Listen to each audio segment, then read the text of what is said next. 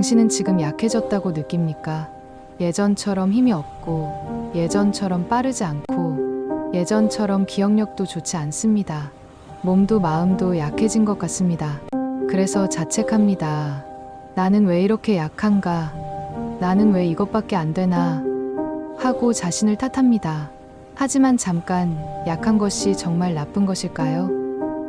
약해지는 것이 정말 실패일까요? 19세기 독일의 철학자 프리드리히 니체는 평생 병약한 사람이었습니다. 강한 사람처럼 보이지만 사실 그는 평생 고통 속에 살았습니다. 두통이 심했습니다. 며칠씩 머리가 깨질 듯 아파서 아무것도 할 수 없었습니다. 위장병도 있었습니다. 제대로 먹지 못해 늘 배가 아팠습니다. 시력도 나빠졌습니다. 글을 읽고 쓰는 것이 직업인데 점점 글자가 안 보였습니다. 나중에는 거의 실명 수준이 되었습니다. 게다가 혼자였습니다. 결혼도 못했고 친구도 많지 않았습니다. 가난했습니다. 책은 팔리지 않았고 생활비도 부족했습니다. 인정받지 못했습니다. 그의 철학은 당시 사람들에게 너무 급진적이었습니다. 조롱받고 무시당하고 외면당했습니다.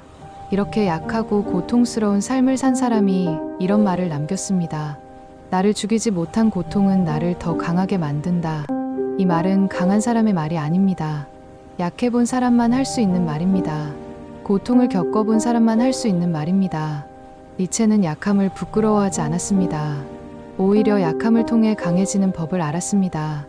여러분, 생각해 보세요.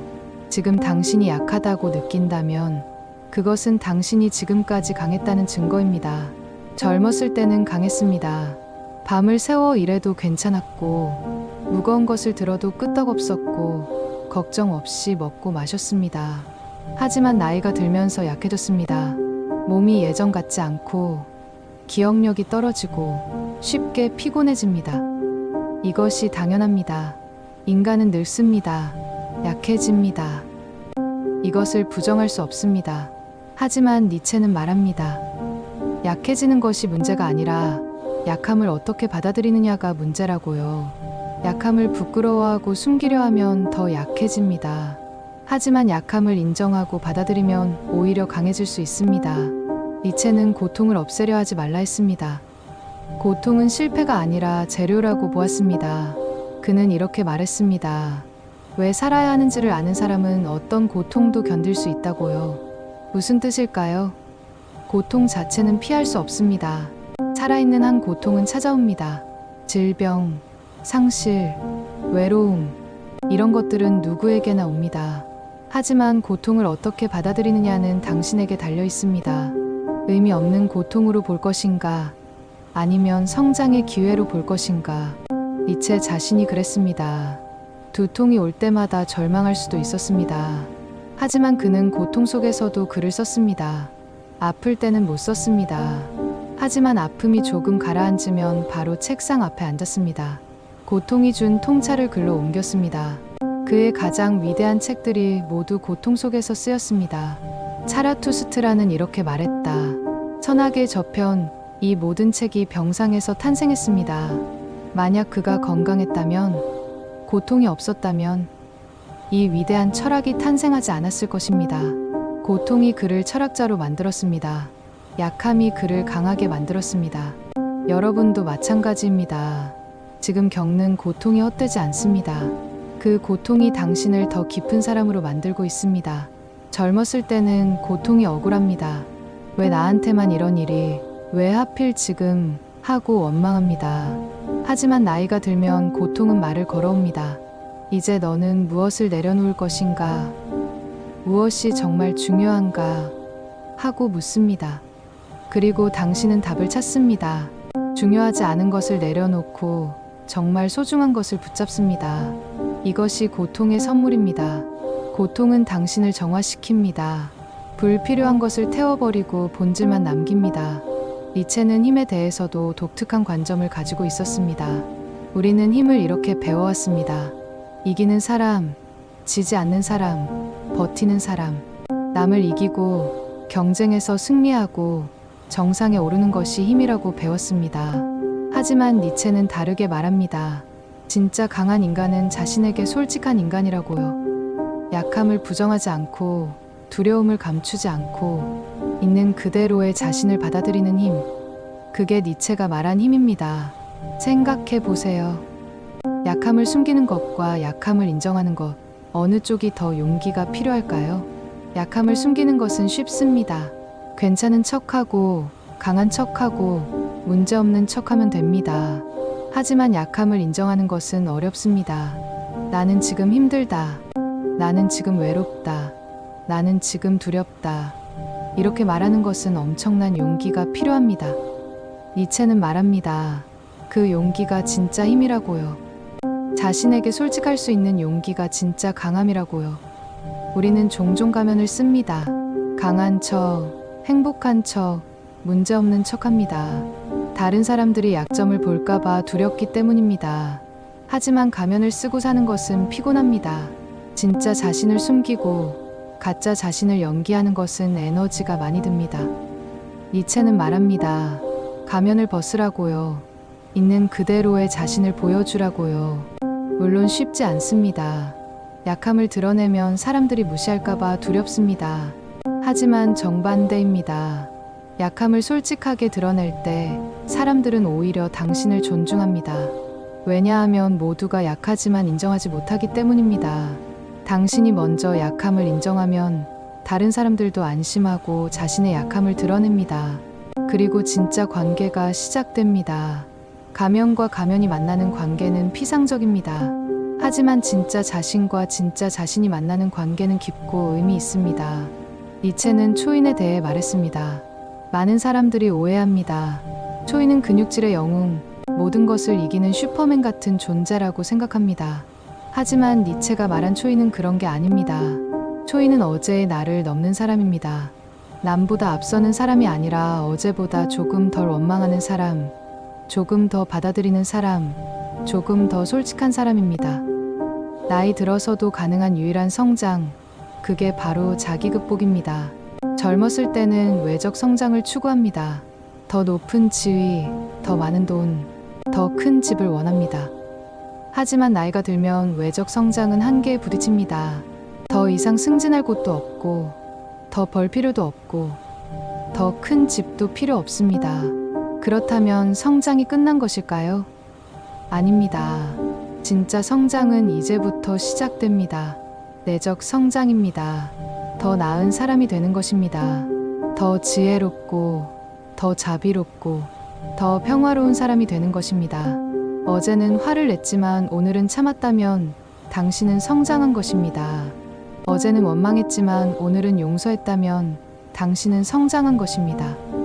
이것이 니체가 말한 자기 극복입니다. 어제의 나를 넘어서는 것입니다. 그리고 이것은 나이와 상관없습니다. 60세에도 70세에도 80세에도 할 수 있습니다. 몸은 약해져도 마음은 강해질 수 있습니다. 기억력은 떨어져도 지혜는 깊어질 수 있습니다. 니체 자신도 그랬습니다. 몸은 점점 약해졌지만 철학은 점점 깊어졌습니다. 45세 정신이 무너졌지만 그 전까지 쓴 글들은 인류 역사상 가장 위대한 철학이 되었습니다. 그는 약했지만 강했습니다. 고통받았지만 긍정했습니다. 실패했지만 성공했습니다. 어떻게 그럴 수 있었을까요? 그는 자신을 극복했기 때문입니다. 매일 조금씩 어제의 자신을 넘어섰기 때문입니다. 여러분도 할 수 있습니다. 지금 약하다고 느껴도, 지금 힘들다고 느껴도 매일 조금씩 자신을 극복할 수 있습니다. 오늘 어제보다 조금 더 감사하세요. 오늘 어제보다 조금 덜 불평하세요. 오늘 어제보다 조금 더 친절하세요. 이런 작은 극복이 쌓이면 당신은 초인이 됩니다. 니체가 말한 초인, 자기 자신을 넘어선 사람이 됩니다. 니체는 평생 외로웠습니다. 이해받지 못했습니다. 그의 철학은 너무 앞서 있었기 때문입니다. 사람들은 그를 미쳤다고 했습니다. 위험하다고 했습니다. 그의 책을 읽지 않았고 그의 강의를 듣지 않았습니다. 친구들도 떠났습니다. 그를 이해하지 못했고 그의 생각을 받아들이지 못했습니다. 하지만 니체는 포기하지 않았습니다. 아무도 읽지 않아도 글을 썼습니다. 아무도 듣지 않아도 말했습니다. 왜냐하면 그는 미래를 봤기 때문입니다. 지금은 아무도 이해하지 못해도 언젠가는 이해할 사람이 나타날 것이라고 믿었습니다. 그리고 그의 믿음은 옳았습니다. 그가 죽은 후 그의 철학은 전 세계로 퍼졌습니다. 지금은 니체를 모르는 철학자가 없습니다. 그는 생전에는 실패했지만 죽은 후에 성공했습니다. 하지만 그것도 성공일까요? 니체에게는 생전의 인정이 중요하지 않았습니다. 중요한 것은 진실을 말하는 것이었습니다. 자기 철학에 충실한 것이었습니다. 그는 이렇게 말했습니다. 나는 이 삶을 다시 살아도 좋다고요. 완벽해서가 아닙니다. 고통이 없어서도 아닙니다. 인정받아서도 아닙니다. 약했고 실패했고 외로웠지만 그 모든 것을 포함해서 삶을 긍정했기 때문입니다. 이것이 니체 철학의 핵심입니다. 삶을 긍정하는 것입니다. 좋은 것만 긍정하는 것이 아니라 나쁜 것까지 포함해서 전체를 긍정하는 것입니다. 고통도 실패도 외로움도 모두 삶의 일부입니다. 이것을 빼면 삶이 아닙니다. 니체는 말합니다. 삶을 있는 그대로 받아들이라고요. 좋은 것만 취하고 나쁜 것은 거부하는 것이 아니라 전부를 받아들이라고요. 그것이 진짜 강함입니다. 그것이 진짜 긍정입니다. 이 챕터 왜 고통을 피하려 할까? 9500자. 당신은 지금 무엇이 가장 힘듭니까? 몸이 아픕니까? 마음이 외롭습니까? 경제적으로 어렵습니까? 가족 문제로 괴롭습니까? 우리는 고통을 피하려 합니다. 아프지 않으려 하고, 외롭지 않으려 하고, 어렵지 않으려 합니다. 하지만 니체는 묻습니다. 고통 없는 삶이 가능할까요? 그리고 설사 가능하다 해도 그것이 정말 좋은 삶일까요? 니체는 군대에서 복무하다가 낙마 사고를 당했습니다. 가슴을 심하게 다쳤고 그 후유증이 평생 갔습니다. 24살의 젊은 나이에 이미 만성 통증 환자가 되었습니다. 의사들은 말했습니다. 평생 이 고통과 살아야 한다고요. 보통 사람 같으면 절망했을 것입니다. 젊은 나이에 평생 아프고 살아야 한다니 인생이 끝난 것 같았을 것입니다. 하지만 니체는 달랐습니다. 그는 고통을 저주하지 않았습니다. 오히려 고통을 통해 배웠습니다. 고통이 그에게 말했습니다. 너는 지금까지 뭘 당연하게 여겼는가? 건강, 젊음, 힘, 이 모든 것이 영원하지 않다. 고통이 그에게 가르쳤습니다. 무엇이 정말 중요한가? 사소한 것에 신경 쓸 시간이 없다. 본질에 집중하라. 고통이 그를 철학자로 만들었습니다. 건강했다면 그냥 편하게 살았을 것입니다.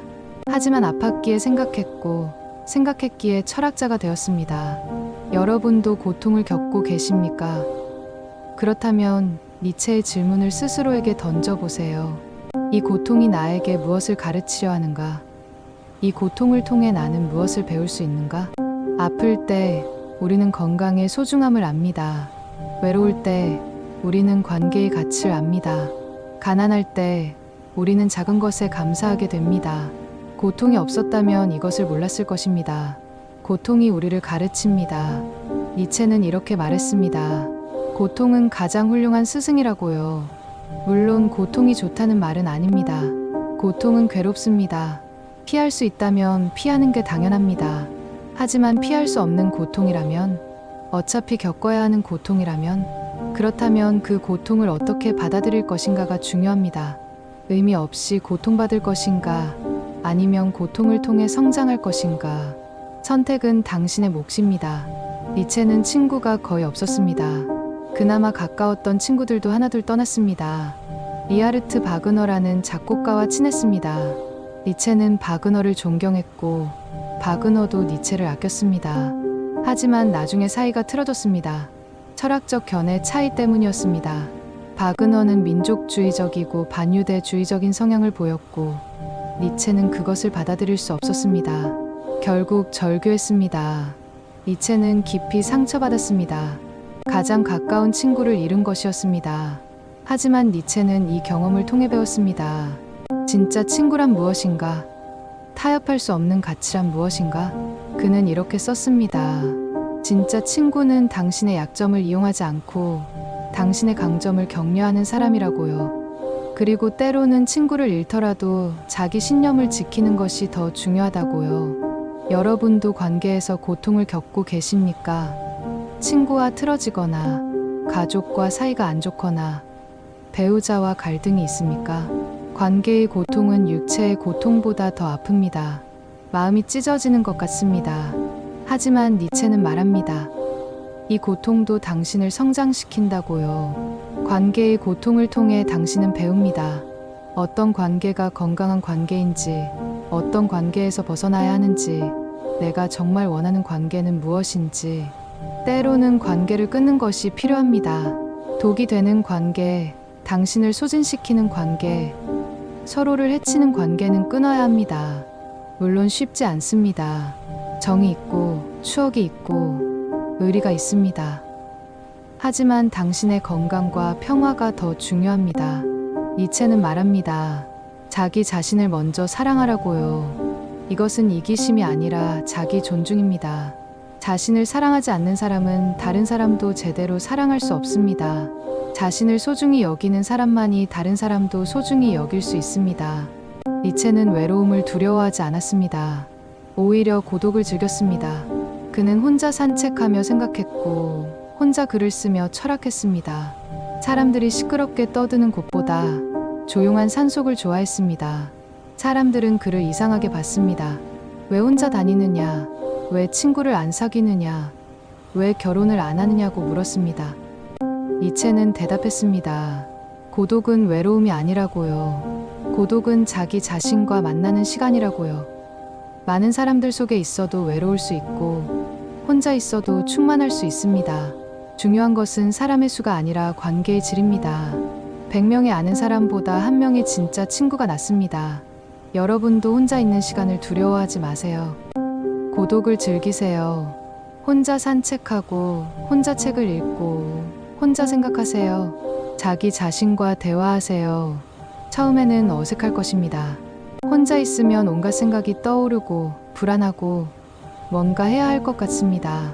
하지만 익숙해지면 고독이 선물이 됩니다. 고독 속에서 당신은 진짜 자신을 발견합니다. 니체는 건강을 위해 여러 곳을 여행했습니다. 따뜻한 기후가 건강에 좋다고 해서 이탈리아, 스위스, 프랑스 남부를 떠돌았습니다. 하지만 어디를 가도 고통은 따라왔습니다. 두통은 여전했고, 위장병도 나아지지 않았습니다. 의사들은 별 도움이 되지 못했습니다. 당시 의학으로는 니체의 병을 치료할 수 없었습니다. 니체는 스스로 치료법을 찾아야 했습니다. 어떤 음식이 좋은지, 어떤 생활 패턴이 좋은지 시행착오를 거쳐 배웠습니다. 그 과정에서 그는 깨달았습니다. 완벽한 건강은 없다는 것을, 고통과 함께 사는 법을 배워야 한다는 것을요. 이것이 니체 철학의 핵심입니다. 고통을 없애려 하지 말고 고통과 함께 사는 법을 배우라는 것입니다. 여러분도 질병을 앓고 계십니까? 당뇨, 고혈압, 관절염, 이런 만성 질환과 싸우고 계십니까? 완치를 기대하기는 어렵습니다.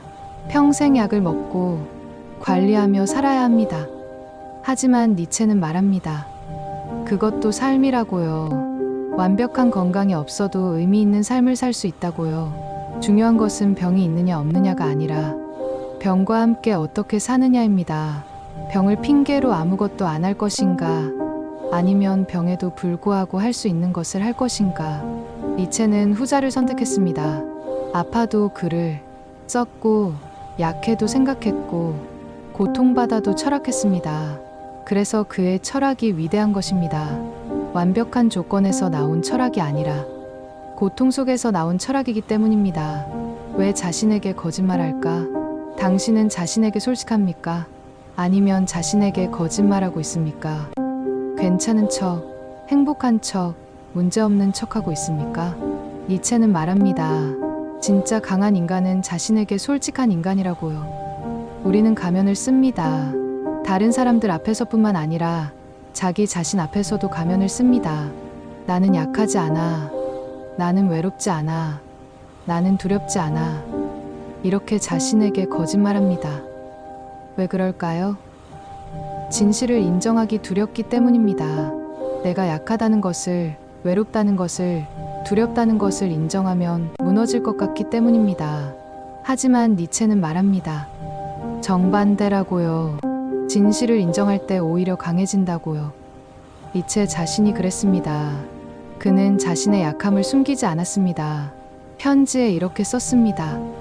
오늘도 두통이 심하다. 거의 아무것도 할 수 없었다. 죽고 싶다는 생각이 들었다고요. 이것은 약함을 드러내는 것입니다. 하지만 그는 부끄러워하지 않았습니다. 이것이 자신의 진실이라고 받아들였습니다. 그리고 그 솔직함이 그를 자유롭게 했습니다. 더 이상 강한 척할 필요가 없었고 완벽한 척할 필요가 없었습니다. 있는 그대로의 자신을 받아들였을 때 비로소 진짜 힘이 생겼습니다. 여러분은 어떻습니까? 자신의 약함을 인정하십니까? 아마 대부분 그렇지 못할 것입니다. 가족 앞에서도 괜찮은 척하고 친구 앞에서도 잘 지낸다고 말합니다. 실제로는 외롭고 힘들고 불안한데 말입니다. 하지만 니체는 말합니다. 솔직해지라고요. 가면을 벗으라고요. 가족에게 말하세요. 나는 지금 외롭다고, 힘들다고, 도움이 필요하다고. 친구에게 털어놓으세요. 나는 지금 불안하다고, 두렵다고, 혼자 감당하기 어렵다고. 처음에는 어색할 것입니다. 약점을 드러내는 것이 부끄럽고 거부당할까봐 두렵습니다. 하지만 솔직해질 때 놀라운 일이 일어납니다. 사람들이 다가옵니다. 위로하고 공감하고 도와줍니다. 왜냐하면 모두가 약하기 때문입니다. 모두가 외롭고 힘들고 두렵습니다. 하지만 인정하지 못할 뿐입니다. 당신이 먼저 솔직해지면 다른 사람들도 안심하고 솔직해집니다. 그리고 진짜 연결이 시작됩니다. 니체는 진실을 추구했습니다. 불편한 진실이라도 외면하지 않았습니다. 당시 사람들은 기독교를 당연하게 받아들였습니다. 신은 존재하고 천국은 있고 도덕은 절대적이라고 믿었습니다. 하지만 니체는 물었습니다. 정말 그럴까? 신은 정말 존재할까? 도덕은 정말 절대적일까? 그리고 충격적인 선언을 했습니다. 신은 죽었다고요. 이것은 신이 실제로 죽었다는 말이 아닙니다. 신에 대한 믿음이 사라졌다는 말입니다. 현대 사회에서 신은 더 이상 삶의 중심이 아니라는 것입니다. 사람들은 분노했습니다. 니체를 비난했고 저주했고 위험한 사상가라고 낙인 찍었습니다. 하지만 니체는 물러서지 않았습니다. 진실이라고 믿었기 때문입니다. 그는 말했습니다. 불편한 진실이라도 직면해야 한다고요. 거짓된 위로보다 진실한 고통이 낫다고요. 여러분은 어떤 진실을 외면하고 있습니까? 나이가 든다는 진실, 죽음이 가까워진다는 진실, 많은 것을 잃었다는 진실을 외면하고 있습니까? 니체는 말합니다. 직면하라고요. 외면하지 말고 똑바로 보라고요. 나이가 들었습니다. 예전 같지 않습니다. 이것은 슬픈 진실입니다. 하지만 동시에 이것도 진실입니다. 나이가 들수록 지혜로워집니다. 경험이 쌓입니다. 본질을 봅니다. 죽음이 가까워졌습니다. 남은 시간이 많지 않습니다. 이것은 두려운 진실입니다. 하지만 동시에 이것도 진실입니다. 시간이 한정되어 있기에 오늘이 소중합니다. 매 순간이 의미 있습니다. 많은 것을 잃었습니다. 건강, 친구, 기회를 잃었습니다. 이것은 아픈 진실입니다. 하지만 동시에 이것도 진실입니다. 이름을 통해 진짜 중요한 것을 알게 됩니다. 가진 것에 감사하게 됩니다. 진실은 양면적입니다. 슬프지만 동시에 아름답고, 두렵지만 동시에 자유롭고, 아프지만 동시에 성장시킵니다. 니체는 도덕에 대해서도 급진적인 질문을 던졌습니다. 선과 악은 정말 절대적일까? 그는 말했습니다. 선과 악은 관점의 문제라고요. 무엇이 선이고 무엇이 악인지는 시대와 문화에 따라 다르다고요. 예를 들어 옛날에는 복종이 선이었습니다. 권위에 순종하는 것이 미덕이었습니다. 하지만 지금은 다릅니다. 독립성과 비판적 사고가 미덕입니다. 맹목적 순종은 오히려 악으로 여겨집니다. 그렇다면 절대적 선악은 없는 것입니까? 니체는 말합니다. 중요한 것은 절대적 도덕이 아니라 자기 자신에게 솔직한 도덕이라고요. 남들이 옳다고 해서가 아니라 내가 진짜 옳다고 믿기 때문에 행동하는 것입니다. 여러분은 어떤 기준으로 살고 있습니까? 남들의 기준입니까? 자신의 기준입니까? 남들이 이렇게 살아야 한다고 해서, 사회가 이래야 한다고 해서 그렇게 살고 있습니까? 아니면 내가 정말 이렇게 살고 싶어서 이것이 옳다고 믿어서 살고 있습니까? 니체는 말합니다. 자기 자신의 가치를 창조하라고요. 남의 가치를 따르지 말고 자신만의 가치를 만들라고요. 물론 쉽지 않습니다. 평생 남들의 기준으로 살아왔는데 이제 와서 자기 기준을 만들기 어렵습니다. 하지만 지금이라도 늦지 않았습니다. 자문해 보세요. 나는 정말 무엇을 원하는가? 나에게 정말 중요한 것은 무엇인가? 남들의 시선을 거두고 사회의 기대를 내려놓고 순수하게 자신에게 물어보세요. 그 답이 당신의 가치입니다. 그 가치에 따라 사세요. 어떻게 삶을 긍정할까? 당신은 지금 삶을 긍정합니까? 아니면 원망하고 있습니까? 왜 내 인생은 이 모양일까? 왜 나만 힘들까? 하고 불평하고 있습니까? 니체는 마지막까지 이렇게 말했습니다. 나는 이 삶을 다시 살아도 좋다고요. 완벽해서가 아닙니다. 고통이 없어서도 아닙니다. 인정받아서도 아닙니다. 약했고 실패했고 외로웠지만 그 모든 것을 포함해서 삶을 긍정했기 때문입니다. 이것이 니체 철학의 정점입니다. 영원회귀라는 개념입니다. 만약 당신의 인생이 영원히 반복된다면 같은 고통을, 같은 실패를, 같은 외로움을 영원히 반복해서 겪는다면 그래도 당신은 이 삶을 살겠습니까? 대부분 사람들은 아니라고 대답할 것입니다. 한 번도 힘든데 영원히 반복한다니 상상만 해도 끔찍합니다. 하지만 니체는 그렇다고 대답했습니다. 영원히 반복해도 좋다고, 이 삶을 다시 살아도 좋다고 말했습니다. 어떻게 그럴 수 있었을까요? 니체는 삶을 있는 그대로 받아들였기 때문입니다. 좋은 것만 취하고 나쁜 것은 거부하는 것이 아니라 전부를 받아들였습니다. 고통도, 실패도, 외로움도 모두 삶의 일부입니다. 이것을 빼면 삶이 아닙니다. 장미에는 가시가 있습니다. 가시가 없는 장미를 원할 수 있습니다. 하지만 가시가 없으면 그것은 장미가 아닙니다. 인생도 마찬가지입니다. 고통 없는 인생을 원할 수 있습니다. 하지만 고통이 없으면 그것은 인생이 아닙니다. 니체는 말합니다. 삶을 전체로 긍정하라고요. 좋은 것과 나쁜 것을 따로 떼어놓지 말고 하나로 보라고요. 여러분의 인생을 돌아보세요. 좋은 일도 있었고 나쁜 일도 있었습니다. 하지만 나쁜 일이 없었다면 좋은 일의 가치를 알았을까요? 고통이 없었다면 기쁨이 그렇게 달콤했을까요? 모든 것은 연결되어 있습니다. 좋은 것과 나쁜 것은 동전의 양면입니다. 니체는 운명이라는 개념도 말했습니다. 아모르 파티, 운명을 사랑하라는 뜻입니다. 당신의 운명을 받아들이세요. 저항하지 말고, 원망하지 말고, 있는 그대로 받아들이세요. 나이가 든 것도 운명입니다. 질병이 온 것도 운명입니다. 사랑하는 사람을 잃은 것도 운명입니다. 이것을 바꿀 수는 없습니다. 과거는 이미 지나갔고 일어난 일은 되돌릴 수 없습니다. 그렇다면 선택은 두 가지입니다. 운명을 저주하며 살 것인가, 운명을 받아들이며 살 것인가. 니체는 후자를 선택했습니다. 운명을 사랑했습니다. 아니, 사랑하려고 노력했습니다. 쉽지 않았습니다. 때로는 원망스러웠고, 때로는 저주하고 싶었습니다. 하지만 그는 계속 노력했습니다. 이것이 내 운명이라고, 이것을 받아들이는 것이 내 선택이라고 되뇌었습니다. 여러분도 할 수 있습니다. 운명을 사랑하는 것, 아니 적어도 받아들이는 것은 가능합니다. 오늘부터 시작하세요. 원망하는 대신 받아들이세요. 나이가 든 것을 저주하는 대신 오래 산 것에 감사하세요. 질병이 온 것을 원망하는 대신 아직 살아있음에 감사하세요. 잃은 것을 한탄하는 대신 가진 것을 세어보세요. 니체는 이렇게 말했습니다. 춤추듯이 살라고요. 인생은 무겁습니다. 책임, 의무, 고통이 우리를 짓누릅니다. 하지만 그럼에도 불구하고 춤추세요. 가볍게, 즐겁게, 자유롭게 사세요. 어떻게 그럴 수 있을까요?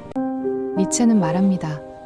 무게를 내려놓으라고요. 남들의 기대를 내려놓으세요. 완벽해야 한다는 압박을 내려놓으세요. 성공해야 한다는 강박을 내려놓으세요. 그리고 있는 그대로의 자신을 받아들이세요. 불완전해도, 실패해도, 약해도 괜찮습니다. 그것이 당신입니다. 그것이 인간입니다. 니체는 45에 정신이 무너졌습니다. 거리에서 말을 껴안고 울다가 쓰러졌습니다. 그 후 11년을 정신병원과 어머니 집에서 보냈습니다. 아무것도 알아보지 못했고 말도 제대로 하지 못했습니다. 56에 세상을 떠났습니다. 비참한 최후였습니다. 하지만 그가 남긴 것은 비참하지 않습니다. 그의 철학은 인류 역사상 가장 위대한 유산 중 하나가 되었습니다. 그는 생전에 인정받지 못했지만 죽은 후 전 세계적으로 존경받게 되었습니다. 그래서 성공한 것일까요? 아닙니다. 니체에게 성공은 중요하지 않았습니다. 중요한 것은 진실을 말하는 것이었습니다. 자기 철학에 충실한 것이었습니다. 삶을 긍정하는 것이었습니다. 그는 그것을 했습니다. 고통 속에서도, 외로움 속에서도, 절망 속에서도 끝까지 철학했습니다. 그리고 마지막까지 이렇게 말했습니다. 나는 이 삶을 다시 살아도 좋다고요. 여러분도 그렇게 말할 수 있습니까? 지금 이 순간, 당신의 인생을 다시 살아도 좋다고 말할 수 있습니까? 만약 그렇다면 축하합니다. 당신은 이미 삶을 긍정하고 있는 것입니다. 만약 그렇지 않다면 괜찮습니다. 지금부터 시작하면 됩니다. 오늘 하루를 긍정하세요. 오늘 만난 사람, 오늘 먹은 음식, 오늘 본 하늘을 긍정하세요. 작은 것부터 긍정하다 보면 점점 큰 것도 긍정할 수 있게 됩니다. 이 영상이 당신에게 조금이라도 도움이 되었다면 구독과 좋아요 버튼을 눌러주세요. 당신의 작은 클릭이 더 많은 분들에게 니체의 지혜를 전할 수 있게 합니다. 그리고 댓글로 당신의 생각을 나눠주세요. 지금 당신이 긍정하고 싶은 것은 무엇입니까? 우리 함께 니체의 정신으로 살아갑시다. 고통 속에서도 강해지고 약함을 인정하고 삶을 긍정하는 삶을 말입니다. 지금 약해졌다고 느껴진다면 니체의 말이 가장 가까운 순간입니다. 강해지려고 애쓰지 않아도 됩니다. 도망치지 않으면 당신은 이미 충분히 강합니다. 감사합니다.